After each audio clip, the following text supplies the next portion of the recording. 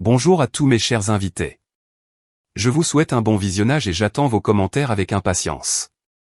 15 ans, c'est le temps que j'avais consacré à cette entreprise. Je connaissais l'agencement de l'immeuble mieux que mon propre appartement. Je pouvais vous dire exactement où se trouvaient les sorties de secours, pourquoi les imprimantes se bloquaient systématiquement le jeudi, et quel distributeur éviter pour éviter les bretzels rassis.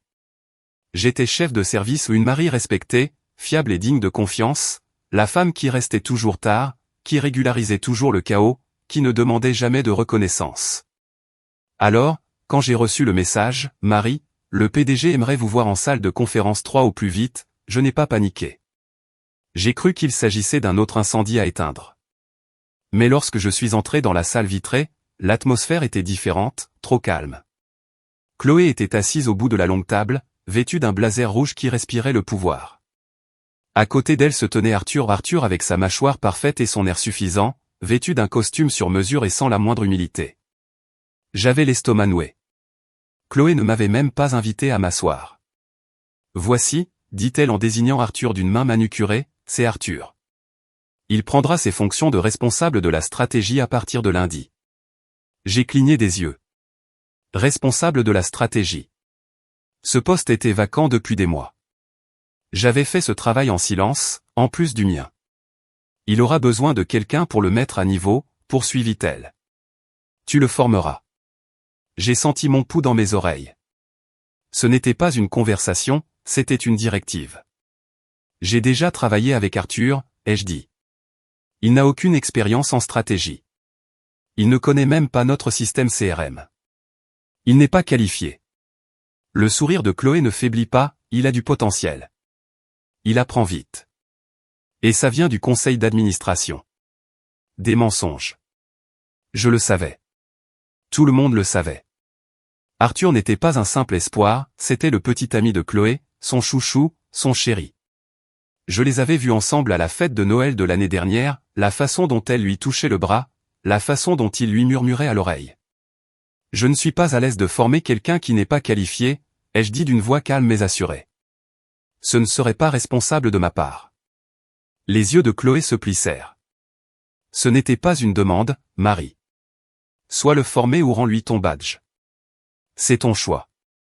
Il fut un temps où j'aurais ravalé ma fierté, acquiescé, joué le jeu, mais quelque chose en moi a craqué.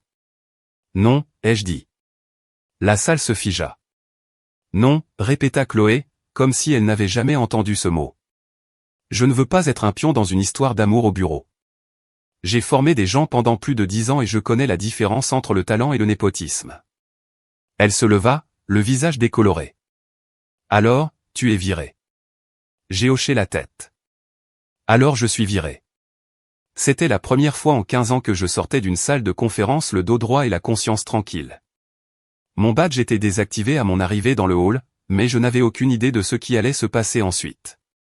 La semaine suivante, lors de la conférence nationale de l'industrie, où se pressaient des dirigeants, des journalistes et d'anciens collègues, je suis monté sur scène en tant que nouveau directeur de l'innovation d'une entreprise concurrente. Lorsque Chloé et Arthur m'ont aperçu à la conférence, leur expression a justifié l'enfer que j'avais vécu. Je me suis dit que c'était le coup de foudre, que Chloé se calmerait et réaliserait son erreur.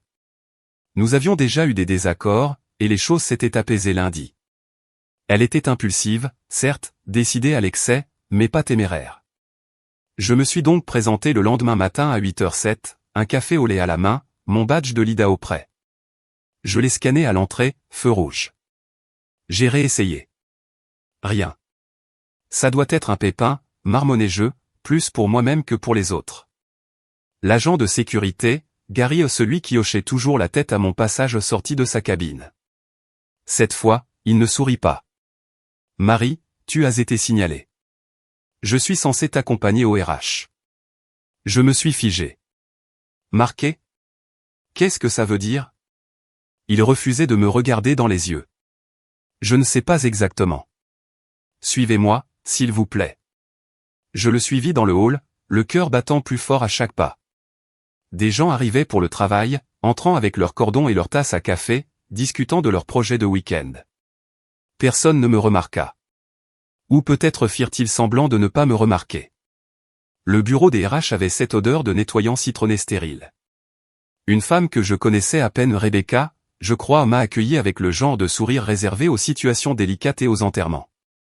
Nous avons préparé vos documents de transition, dit-elle en faisant glisser un dossier sur la table. Résiliation par accord mutuel. Ma bouche s'est asséchée. Mutuel ? Elle cligna des yeux. Nous comprenons que vous ne souhaitez plus effectuer la formation demandée par la direction. Je n'ai pas répondu. J'ai feuilleté le document, chaque page étant plus lourde que la précédente. Des phrases juridiques s'enroulaient autour de conclusions froides. Puis, arrivé à la dernière clause, quelque chose en moi s'est brisé. Je devais transférer toutes les responsabilités, les matériaux du projet, les contributions intellectuelles et la documentation à Arthur Harrington, avec effet immédiat. Il ne se contentait pas de me laisser partir, il lui cédait tout ce que j'avais construit, prévisions sur 5 ans, plan d'expansion commerciale, relations stratégiques avec les fournisseurs. Il hériterait de tout, le système que j'avais conçu de A à Z, l'héritage dans lequel je m'étais investi, et mon nom était déjà effacé. J'ai ouvert mon ordinateur portable par réflexe, mais le portail de l'entreprise refusait de se charger. Mes identifiants avaient été effacés pendant la nuit. Il ne restait plus aucune trace de mon identité. Pas de mail, pas de propriétaire de fichiers, pas même d'invitation à une réunion, comme si je n'avais jamais existé. J'ai posé le dossier délicatement. Rebecca avait l'air mal à l'aise, comme si elle s'attendait à une explosion, mais je n'ai pas pleuré. Je n'ai pas crié. Je ne leur ai pas donné satisfaction. Je ne signerai pas ça, dis-je doucement. Marie, commença-t-elle, presque en s'excusant, c'est l'option la plus propre. Non, répondis-je en me levant. C'est le plus silencieux. Ce n'est pas pareil. Puis je suis parti, chaque pas plus sûr que le précédent. Ils pouvaient effacer mon nom de leur système, mais pas de l'industrie, ni de l'esprit de ceux qui savaient qui faisait vraiment le travail. Ils ne m'ont pas viré. Ils ont essayé de me supprimer. Et je n'allais pas les laisser faire. Ils m'ont donné un carton. Pas d'escorte, pas de rendez-vous final, pas d'annonce, juste un carton ordinaire et un vague rappel de ranger mes effets personnels avant la fin de la journée. Et pourtant, je suis venu. Pas pour eux, mais pour moi, car je n'allais pas disparaître comme une erreur sur un tableur. En sortant de l'ascenseur, le sol était différent, plus calme, plus froid, comme si l'air lui-même avait changé en mon absence. Je me suis dirigé vers mon bureau, ou ce qui était mon bureau, et j'ai commencé à faire mes bagages. Sans hésitation, sans effort. Ma tasse de la réunion hors site londonienne, celle que Chloé empruntait pour ses doubles expressos. La photo encadrée de mon ancienne équipe, dont la plupart des membres avaient déjà été licenciés ou mutés. Une plante en pot qui avait survécu à 3 déménagements. Mes collègues passaient lentement devant moi, évitant le contact visuel comme si c'était contagieux. C'étaient des gens que j'avais encadrés, défendus lors des évaluations budgétaires et des cycles de promotion, et maintenant ils s'accrochaient à leur silence comme un bouclier. La peur a cet effet. Elle rabaisse les gens. Elle leur fait oublier. Je ne les blâmais pas, mais ça me faisait mal quand même. En débranchant mon écran, je l'ai trouvé. Sous mon clavier, un petit mot plié sur du papier blanc. Je l'ai déplié, les doigts tremblants. C'est grâce à toi que je n'ai pas abandonné. Merci. M. Juste une ligne, pas de nom, juste l'initiale. Mais je connaissais probablement Mia. Elle sortait tout juste de l'université, noyée sous les rapports trimestriels jusqu'à ce que je la prenne sous mon aile. Ma gorge se serra. J'ai glissé le mot dans la poche de mon manteau comme s'il s'agissait d'un objet sacré. À cet instant, il avait plus de valeur que n'importe quel titre. J'ai jeté un dernier coup d'œil autour de moi. Pas d'adieux théâtraux, pas de discours rageurs, pas de rassemblement à l'ascenseur, juste une femme silencieuse, un carton à la main, quittant un immeuble qui ne l'avait jamais vraiment vu. Mais cette fois, je ne m'éloignais pas honteux. Je partais la tête haute et une seule pensée me brûlait la poitrine, ils m'avaient effacé de leur système, mais j'allais m'assurer qu'ils se souviennent de moi quand même. Je n'avais pas vraiment prévu de quitter l'entreprise, mais une partie de moi devait le savoir. Elle savait que le plafond s'abaissait, que ma voix se réduisait à des notes de bas de page, qu'un jour le silence ne suffirait plus. Il y a quelques mois, un dimanche après-midi pluvieux, j'ai reçu un message de Daniel. Nous ne nous étions pas parlé depuis des années. Nous nous étions rencontrés lorsque j'étais analyste junior, tous deux jeunes, dynamiques et débordants d'idées. C'était le genre de personne qui posait des questions impossibles, qui remettait tout en question, y compris pourquoi nous passions plus de temps en réunion qu'à construire quoi que ce soit. Il avait quitté le monde de l'entreprise depuis longtemps. Moi non plus. Son message était simple, je construis quelque chose. Ce n'est pas financé. Ce n'est pas sûr, mais c'est réel. Vous voulez participer? Je n'ai pas répondu tout de suite, mais j'y ai réfléchi pendant des jours.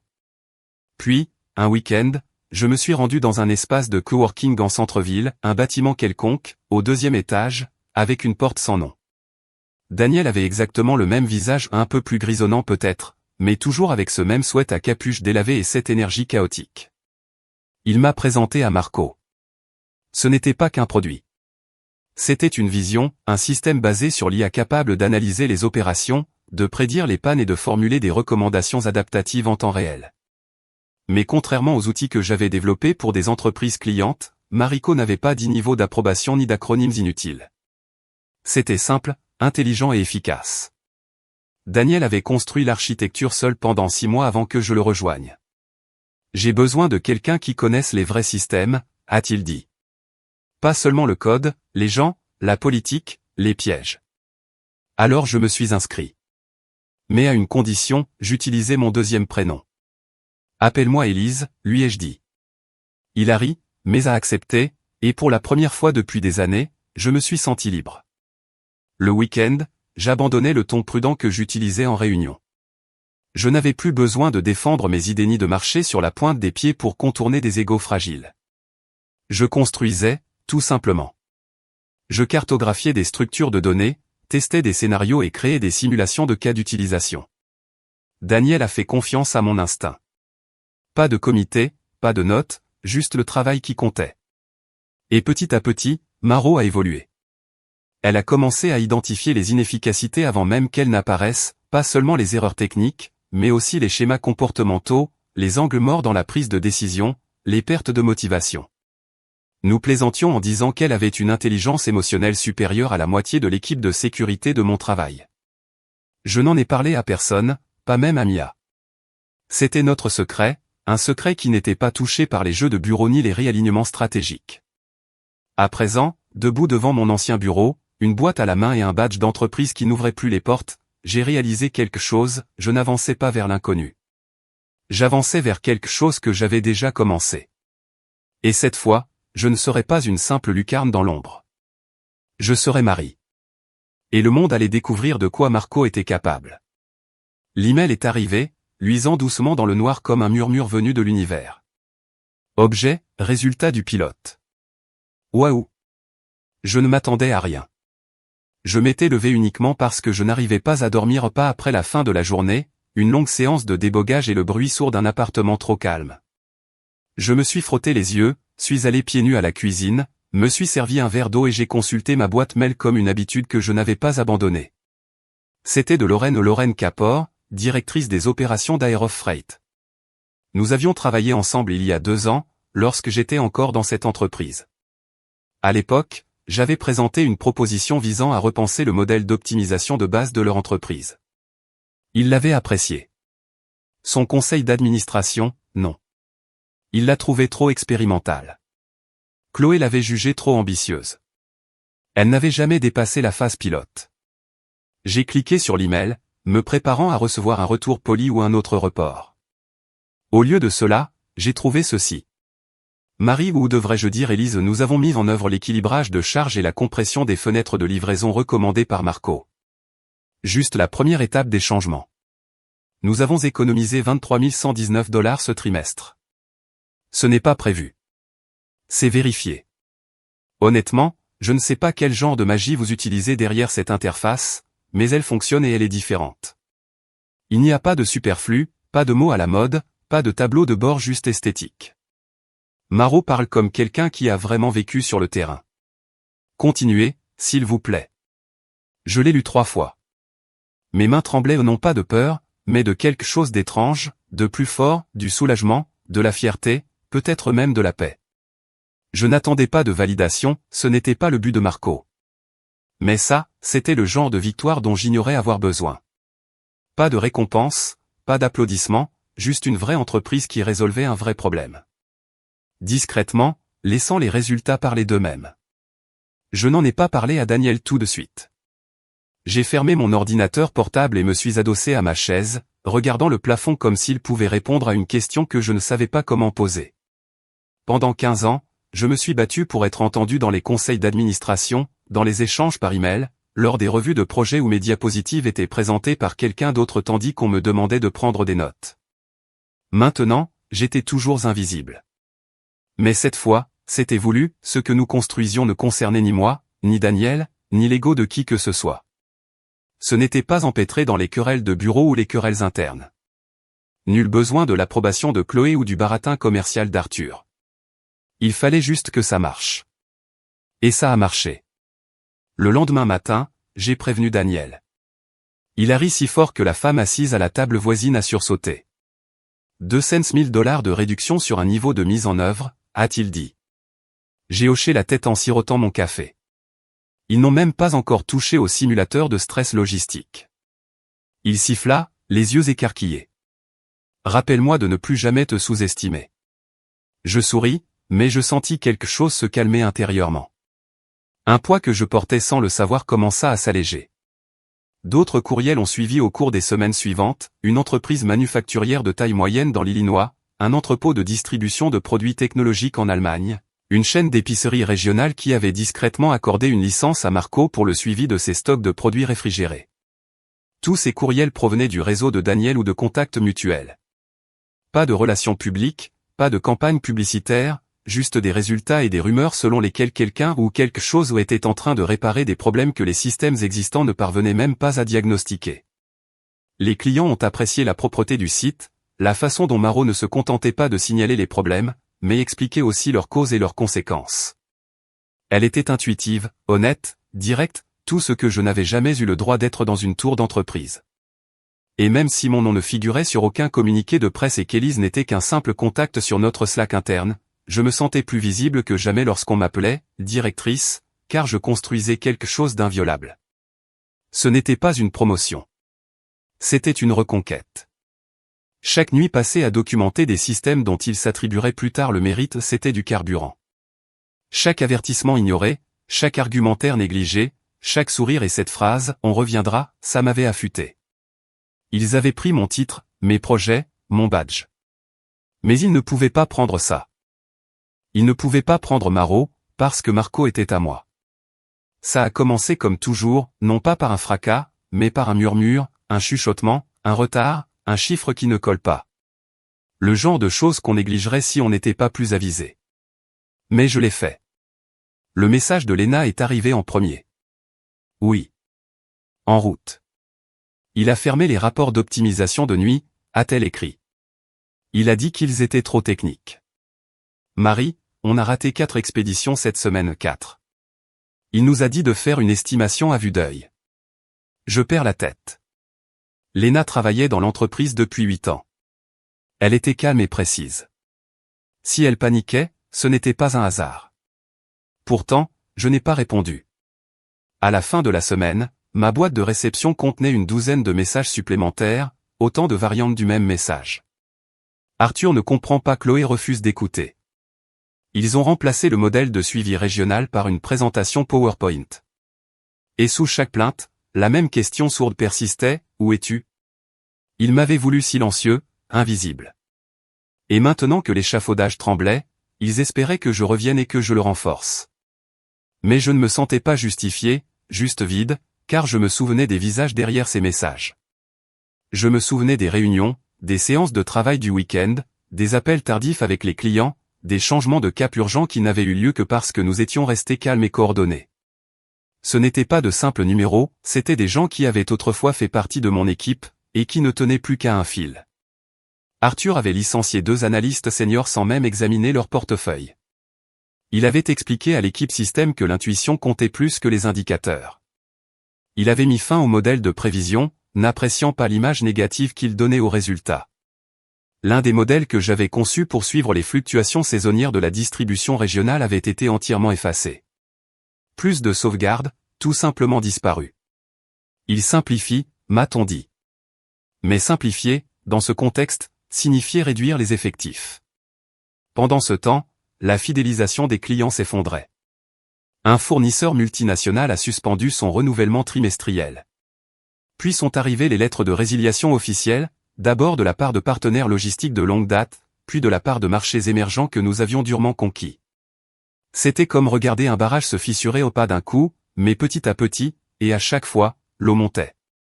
Dès la 3e semaine, les gens ont commencé à partir discrètement. Pas de sortie spectaculaire, juste des box restés un peu trop longtemps dans l'obscurité, des chaises rentrées. Des mots d'adieu envoyés uniquement par email privé. Les RH ont appelé ça une « phase de transition ».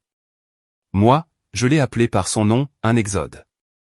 Mais je suis resté silencieux, même lorsque les messages sont devenus personnels, tu avais raison. J'aurais aimé te soutenir lors de cette réunion. Ils ont dit que tu étais amer, mais tu en avais juste assez de régler les problèmes de gens qui ne t'ont jamais reconnu.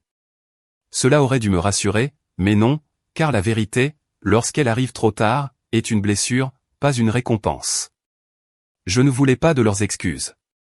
Je ne voulais pas de leur culpabilité. Ce que je voulais, ils ne l'ont jamais donné. Ce que je voulais, je le construisais déjà. Maro grandissait. De nouveaux clients arrivaient chaque semaine. Daniel et moi préparions une version bêta discrète pour les comptes d'entreprise. Je travaillais encore tard, non pas par obligation, mais par envie ou parce que j'avais l'impression de façonner quelque chose d'important, quelque chose qui ne pouvait être défait par une note ou un badge révoqué. J'ai donc vu l'entreprise qui m'avait renvoyé se défaire. J'ai vu Arthur accuser les perturbations inattendues du marché, Chloé, debout devant les actionnaires, sourire entre ses dents un peu trop serrées. J'ai regardé sans la moindre joie, car ce n'était pas satisfaisant. C'était inévitable. Ils ne m'avaient pas viré. Ils avaient fait chauffer la colle, et maintenant ils découvraient ce qui arrive quand la structure ignorée est la seule chose qui ait jamais maintenu les murs ensemble. Daniel avait les yeux écarquillés en lisant le courriel. « Devine qui veut piloter Mariko ?» demanda-t-il en faisant pivoter son ordinateur portable vers moi comme s'il me révélait un tour de magie. L'expéditeur était le service des achats de Stahl Global, mon ancienne entreprise. Mon souffle s'est bloqué. « C'est réel ?» ai-je demandé en plissant les yeux. Daniel a hoché la tête. Ils ont consulté le portail de démonstration publique, ont posé des questions sur un niveau entreprise et ont indiqué qu'ils cherchaient à stabiliser la logistique après une restructuration interne. Apparemment, un certain Arthur Harrington nous avait recommandé après avoir vu la plateforme lors de la conférence. J'ai cligné des yeux. Arthur nous avait recommandé ? Bien sûr, car Maro avait été la star discrète de la conférence, un stand de démonstration élégant dans un coin, sans slogan tape à accent grave-l'œil, sans commerciaux en costume, juste des données de performance et des études de cas réels. Elle n'avait pas besoin d'arguments. Elle avait fait ses preuves. Et maintenant, celui-là même qui avait autrefois rejeté mon travail, qui avait remplacé mes stratégies par l'ego et le chaos, me demandait sans le savoir de l'aide. « Je ne comprends pas », dit Daniel en plissant les yeux. « Ils t'ont chassé. Pourquoi reviendrait-il ? » « Parce qu'ils pensent que je suis parti, dis-je doucement. Et c'était la vérité. Ils pensaient que j'avais disparu dans une résignation silencieuse et sans intérêt. Leur système ne laissait aucune trace de moi. Mon adresse email avait été supprimée. Mes dossiers réaffectés. Mon titre avait été donné à quelqu'un qui ne comprenait même pas comment les flux de travail étaient connectés. Mais j'étais là, pas sous mon nom, pas sous leur radar. J'étais désormais le fantôme de leur système, invisible mais façonnant chaque ligne de code qu'ils étaient désespérés d'utiliser. Daniel se laissa aller dans son fauteuil, pensif. « Alors, on prend la réunion ?» Je n'ai pas répondu immédiatement. Une partie de moi aurait voulu dire non ou les laisser se noyer dans le désordre qu'ils avaient créé. Mais une autre partie, la stratège, la bâtisseuse, la femme réduite au silence, a vu autre chose. Effet de levier. Oui, ai-je dit. Nous allons assister à la réunion. Mais pas en tant que mari. Daniel sourit. Tu t'appelles toujours Élise. Même pas ça, dis-je. Cette fois, je ne suis que le stratège. Pas de nom, pas d'identité. Je serai présent. Je dirigerai l'appel. Mais pour eux, je ne suis qu'une voix, un expert, un fantôme. Il haussa les sourcils. Froid, dis-je, mesuré. Ils ne sauraient pas que c'est moi. Pas encore. Ils entreraient dans la pièce avec leurs préjugés intacts, pensant avoir affaire à une jeune entreprise cofondée par Daniel, que leur ancien employé avait disparu comme une erreur informatique. Et je les laisserai y croire. Parce que quand on efface le nom de quelqu'un d'un mur, on oublie qu'il peut encore le traverser. La réunion était prévue pour la semaine suivante, et j'y serais, à écouter Arthur exprimer sa panique, à regarder Chloé tenter de transformer l'échec en stratégie, à les entendre parler de Marco comme d'un mystère qu'il venait de découvrir. Et je ne dirai rien, pas encore. Parce que parfois, la meilleure vengeance n'est pas la vengeance du tout. C'est la pertinence. La réunion était prévue à 9 heures précises.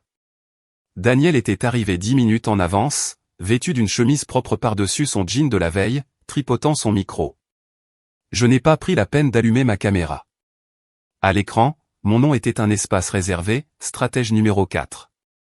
Pas de titre, pas d'initiale, juste un nom générique dans un océan de visages polis. De leur côté, Chloé paraissait plus pâle que dans mes souvenirs, son blazer cramoisi emblématique ayant été remplacé par un beige défraîchi. Et Arthur, souriant et confiant, complètement inconscient de qui l'écoutait dans le noir. Il avait conservé cette suffisance, ce côté théâtral dans sa voix. Il qualifiait Marot d'avancée en logistique adaptative, lançait des mots à la mode comme des miettes de pain et présentait leur intérêt comme une opportunité de collaboration stratégique. Je suis resté silencieux jusqu'à ce qu'il partage son écran. Et là, je l'ai vu, un document intitulé « Proposition d'amélioration des prévisions opérationnelles, version interne ». C'était le cadre que j'avais élaboré. Ni similaire, ni inspiré, ni adapté, copié ligne par ligne. Il avait repris le modèle que j'avais créé en dernière année, celui qu'ils avaient mis de côté à mon départ, prétextant qu'il était trop complexe. Il n'avait même pas modifié le format. Il y avait toujours les balises couleurs que j'avais inventées pour les goulots d'étranglement des processus. Il utilisait toujours le même indice de performance, développé à partir de 3 années de données. Même la formulation était de moi.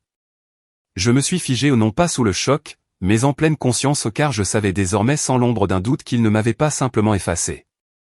Il m'avait volé. Il se tenait sur mes traces et prétendait avoir inventé le chemin. Daniel m'a jeté un coup d'œil par notre micro. C'est à toi, n'est-ce pas? J'ai tapé un mot, oui. Puis j'ai réactivé le micro pour la première fois. Merci pour la présentation, ai-je dit d'une voix douce et basse. Avant de continuer, il faut ajouter une clause au contrat de fiançailles. Arthur fronça les sourcils. Clause, ai-je continué, impassible. Marot possède un module propriétaire qui vérifie les entrées système pour détecter les doublons et les anomalies structurelles. Nous l'appelons Echo. Ce n'était pas vrai. Pas encore. Mais ça le serait. Daniel cligna des yeux, puis sourit lentement. Echo garantit que tout matériel interne préexistant, s'il est intégré à Marco, est comparé à notre base de données de propriété intellectuelle, ajoutai-je. Cela permet d'éviter toute confusion entre l'auteur et la contribution. Une façon polie de dire, nous saurons si vous avez plagié. Arthur remua sur son siège. Chloé plissa les yeux. Je me penchai, même si personne ne me voyait. Il vous faudra signer cette clause si vous voulez accéder aux fonctionnalités d'entreprise. Daniel a ajouté, c'est désormais la norme pour tous les clients. Silence. Puis Chloé força un sourire. Compris. Veuillez envoyer le contrat révisé. L'appel s'est terminé peu après. Lorsque l'écran s'est éteint, Daniel m'a regardé et a poussé un long soupir. Tu viens de le piéger. Non, dis-je doucement en fermant mon ordinateur portable. Il s'est piégé lui-même. La preuve est désormais écrite. Ils ont utilisé mon travail volé pour tenter de réparer le système même qu'ils ont détruit en me poussant dehors. Ils pensaient avoir affaire à des inconnus. Mais j'étais toujours là, à les observer. Et bientôt, la vérité ne se contenterait plus de murmurer, elle résonnerait. La réunion se déroulait dans l'une de ces salles de conférence vitrées d'un hôtel-boutique, lignes épurées, fausse verdure et trop de vernis parfumé au citron. Daniel et moi sommes arrivés tôt, mais je n'y suis pas entré. Pas encore. J'ai attendu dans le couloir, regardant les gens entrer à travers les vitres percées, Chloé, vêtue d'une robe grise sur mesure, la posture raide comme la pierre, Arthur, jouant avec ses boutons de manchette, trop impatient, 2 membres du conseil assis au fond, plus âgés, plus vifs, silencieux. Daniel était déjà assis, souriant poliment en ouvrant son ordinateur portable et en présentant la proposition d'intégration. Il me regarda à travers la vitre et hocha subtilement la tête. 5 minutes après l'heure, j'ouvris la porte. Silence. Chloé leva instinctivement les yeux, puis se figea. Arthur parut confus, puis pâle. Je ne dis pas un mot, je me contentais d'entrer, talon doux sur la moquette, et de m'asseoir à la place vide au bout de la table. Je n'avais pas apporté d'ordinateur portable, juste une petite chemise en cuir et un stylo. Arthur cligna des yeux une fois, puis une autre fois, comme un homme voyant un fantôme. Je regardais droit devant moi, neutre, digne, comme si j'étais à ma place parce que c'était le cas. Daniel s'éclaircit la gorge. Voici notre stratège en chef. Elle supervisera directement l'intégration. Pas de nom, pas d'histoire, pas d'explication. Un long silence étira l'air. Arthur déglutit. Je crois qu'on s'est déjà rencontrés, non? Je ne répondis pas. Chloé se raidit, les jointures blanchissant tandis qu'elle agrippait sa chaise. Puis l'un des membres du conseil d'administration, un homme discret aux cheveux argentés et à l'expression de comptable, prit enfin la parole. Excusez-moi, dit-il en se tournant vers Chloé. Mais n'était-elle pas dans votre entreprise à un poste de direction? Chloé ne répondit pas, alors il se tourna vers moi. C'est bien ça? J'ai souri légèrement. J'ai travaillé dans l'entreprise pendant 15 ans. Le silence est tombé comme un brouillard. Et puis-je vous demander pourquoi vous êtes parti? La question était douce, curieuse, mais elle bouleversa la pièce. Arthur tressaillit. La voix de Chloé vacilla. Il y avait des conflits de personnel, ai-je dit. L'homme aux cheveux argentés haussa un sourcil. Et pourtant, vous voilà à la tête du système que vous vous apprêtez à mettre en place. La température a chuté. Je n'ai toujours rien dit. Je n'en avais pas besoin. Je n'étais pas là pour crier. Je n'étais pas là pour défendre. J'étais là pour signer. Daniel a fait circuler l'accord mis à jour, celui qui transférait la supervision opérationnelle clé à Marco dans le cadre d'une clause de partenariat stratégique. Sur le papier, cela semblait collaboratif. En pratique, cela nous a permis de contrôler tout ce qu'ils avaient perdu, prévision, logistique, système de décision. Arthur a essayé de poser une question, quelque chose à propos des clauses et des revues trimestrielles, mais sa voix s'est brisée à mi-chemin. Chloé est restée silencieuse, et j'ai simplement tourné la dernière page, pris le stylo et signé mon nom, Marie E. Harland, pas Élise, pas stratège. H4 Marie. Je le lui ai rendu, me suis levé et lui ai adressé un signe de tête poli. Merci pour ce partenariat. Puis je suis parti. Pas de drame, pas de grand discours, pas de regard vindicatif. Juste une femme sortant d'une pièce qu'elle ne craignait plus. Alors que tout ce qu'ils avaient essayé de lui voler reposait désormais entre ses mains, je suis sorti sans un mot. Pas de poignée de main, pas de sourire, pas de contact visuel prolongé ni de tour d'honneur. Juste le silence, celui qui suit un événement irréversible.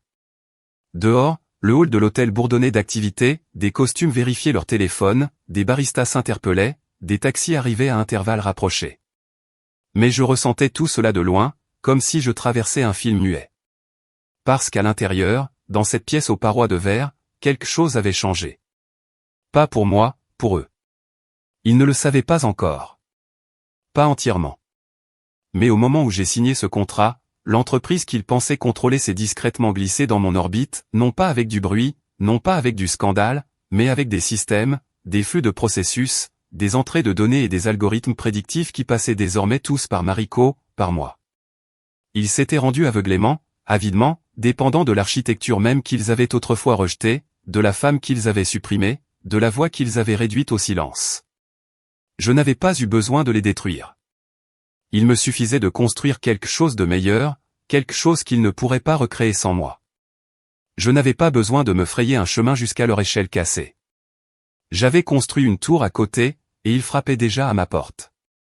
Dans les semaines qui ont suivi, l'influence de Maro s'est étendue, d'abord à la logistique, puis aux opérations, puis à la planification stratégique. Ce qui n'était au départ qu'un simple conseil est rapidement devenu une infrastructure essentielle. Les équipes ont adopté nos modèles par défaut. Les directeurs ont envoyé des propositions à notre système avant de les soumettre à Chloé. La dépendance était transparente. Ils n'ont même pas lutté, car cela fonctionnait. Et puis, j'ai reçu l'appel d'un investisseur. Je me souvenais à peine avoir rencontré quelqu'un qui m'avait un jour ignoré dans une salle de réunion bondée. Cette fois, il m'a appelé directement. Marie, dit-il, nous envisageons de restructurer la direction. Votre embauche est intéressante. Pas de conseil, pas d'intérim. On parle de PDG. Je n'ai pas répondu tout de suite, non pas parce que je doutais, mais parce que je n'avais pas besoin de dire oui pour ressentir le poids de ce qui venait d'être proposé. Pendant des années, je me suis battu pour être entendu, je me suis battu pour maintenir les projets en vie, je me suis battu pour rester pertinent dans des salles où ma valeur était toujours mesurée en silence. Mais maintenant, je ne me battais plus. J'étais debout. Ni sur leur échelle, ni dans leur tour, mais au sommet que je m'étais taillé, brique après brique. Je lui ai dit que j'y réfléchirais, car j'avais désormais le luxe de choisir. Et c'était là le véritable pouvoir, non seulement revenir, mais revenir avec la possibilité de partir, de diriger si je le voulais, ou de construire quelque chose d'encore plus élevé ailleurs. Ils m'ont effacé. Et je suis revenu non pas comme un fantôme, mais comme l'architecte de leur avenir.